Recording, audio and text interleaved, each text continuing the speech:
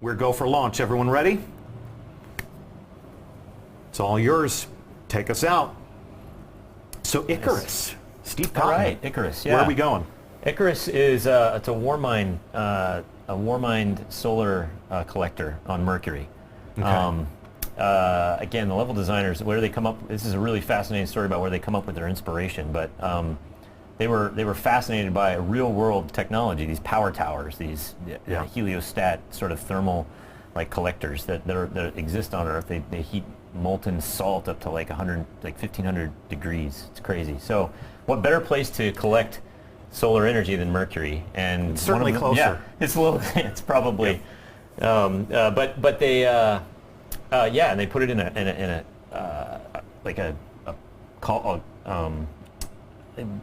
pit basically, and put all the arrays of mirrors around that pointed at this thing. It's glorious. Right, it looks amazing. Now this is the first human installation that we've seen on Mercury. When I think about the lighthouse, or when I think about some of the different Crucible maps that you've set there, it's usually Vex in nature, but this is, Warmind similar to Rasputin. That Golden Age tech is coming more into play here. So let the games begin. Yeah.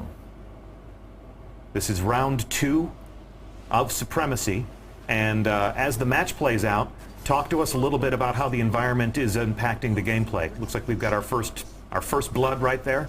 This one's a little bit tighter than Floating Gardens. Is this a symmetrical map? This is a radial map. A radial map? Or like you say round. A round map. Circular in nature. No, it's a radial map. Yeah. It's the interiors. It's a lot like Anomaly, but the exteriors are much more open. Again, this gorgeous skybox that the artists have created. Must be a Warmind thing. I mean, Anomaly is also a circular map, so the Warminds, they think in a circular fashion. All right, picking up those crests, putting points on the board. Nice. Yeah, running the table, sliding into the crest. You get style points for that? No, you don't, but you should. But you sure feel cool doing it. Like, so that was great. That was a denial right there. Yeah. So that could have been a double kill instead. So we can see down here in the lower left-hand corner, the user interface is telling us a lot about the combat. We can see Bravo team seizing quests. I want to say quests so bad. Crests. They're seizing the crests. So this just gives you an idea as to who's running the table, who's leading the match. Yeah, there's a couple things going on there too. We have audio cues for taking crests and denying crests. So not only are you seeing it in the kill feed down there, but you're also hearing it as well. So we want to have multiple ways that information is conveyed. Our chat room is also observing the fact that there are new medals, which is yes. I really meant to keep a sharper eye on chat to see how they were enjoying the fun, but amidst all the excitement, I forgot to look down. So hey chat, sorry about that. Lazy Summerstone, you called it. New medals 3 hours sleep in Supremacy. 3 hours sleep, 1 airplane, 4 trains. Oh. I did see that right there. 5 trains. That guy's got 5 trains. Yeah, I just saw it.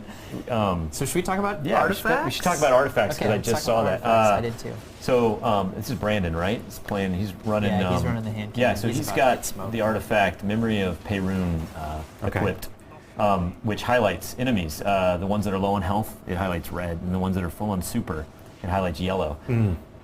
So you can see if somebody's about to unleash a super. You can see if they're charged. Yeah, the time you have to react is it's going to look really small. You get used to it though, and it's very helpful in making just quick knee-jerk decisions. There you go. That was nice. He was low on health, and then he was dead. That's wicked. And all good things must come to an end. Yeah. So if somebody has a red glow, that's a visual cue for what the community would refer to as absolute. This person is taking damage. They might not be absolute, but they'll be close. So their health is getting pretty low once they start. I also just saw a tiny glimpse of one of the other artifacts as well. Did you see that? That was that Stormcaller's not going to be happy. What was that? They were just activating the super and got gunned down in their prime like a Stormcaller dog in the streets. These matches are really close. Fistful of crests. Fistful of crests. Again? Yeah, so this Dead Orbit shotgun's doing a little bit of work. So we took a look at one of the artifacts, these new tributes to the Iron Lords, the things that change the way you play. Let's take a look at Dave Petty's viewpoint and see which artifact he's using. Right, so he's got memory of Galian, so which enhances your tracker. Okay. Basically gives you third eye on your primary, so it stays up all the time, and also gives you more granularity in the pie wedges, so you have more accuracy. Okay. It'll give you extra information wait too, for like ammo location. And you can see all the ammo and the objectives show up. And we'll wait for him to aim down sights. And there you go. The radar stays. That'll be awfully handy. Now there is one artifact where where you can take control of another enemy's mind.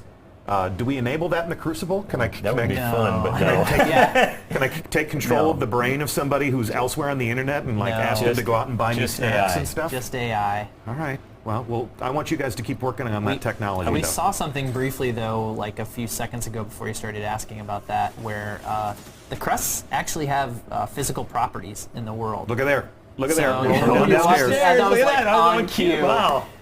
They're So so yeah, cooperative. when they get killed, they move around. They you can fire a rocket near it, a grenade. Like you'll see it move downstairs, ramps, and it's not a lot. It's pretty light, and we worked on it for a long time to make sure it didn't affect it so much as to be annoying, but it's there, and it adds an extra layer of interest to the game. Yeah, it really does. So Lars, Stormborn52 just tuned into the stream, and he wants to know if Rise of Iron has private matches. Do you have an official comment on that?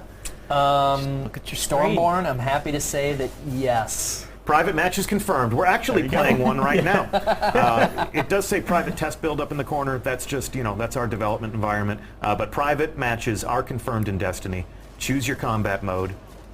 Choose your map. Choose your time of day. Choose whether or not you want vehicles. And right now they're enjoying a little bit of Supremacy, which is our brand new game mode, which is why you see this combatant picking up those crests. You left a hunter crest right there on the ground. And someone just took a, well.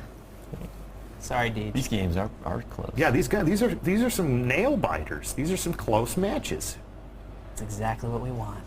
It's good. And all we're fighting for today is a little bit of honor, a little bit of bragging rights, a little bit of stream hype, perhaps.